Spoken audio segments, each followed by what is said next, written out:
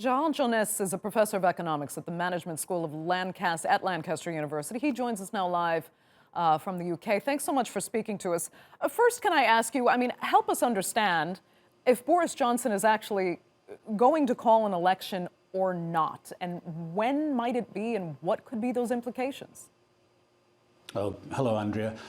Whether he calls an election or not will depend on what happens in Parliament today. There's what's known as a Standing Order 24 move being made in order to try and wrest control of the parliamentary agenda from the government to the House of Commons itself, so that MPs can decide what gets debated in the House of Commons. If they win that, then they will bring forward a bill, and the intention of that bill is to force the Prime Minister to request a further extension from the European Union, and for him only to be able to exit the European Union without a deal if that is approved by the House of Commons. So the House of Commons intends to take control of this.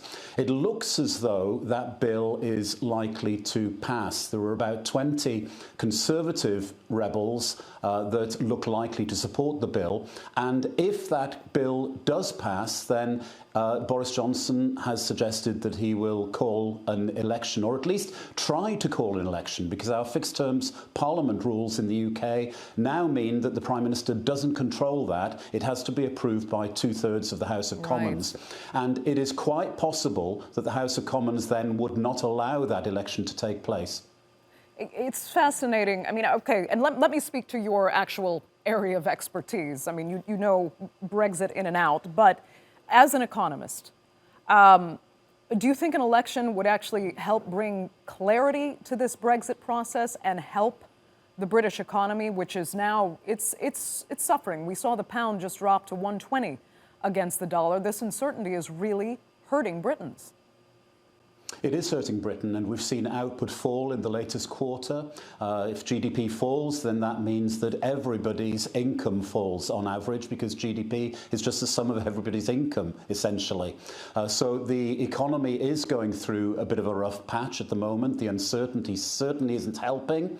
We know that business investment has been struggling to recover, and generally there is too little investment to generate the productivity that can allow growth in the UK economy. Uncertainty is not helping.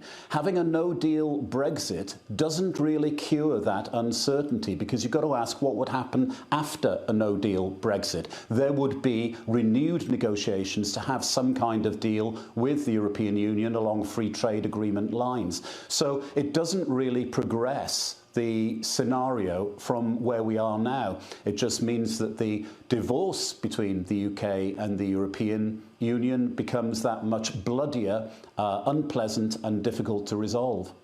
Professor Johnes, we're going to have to leave it there. Thank you so much, though, for joining us from Lancaster. You're welcome.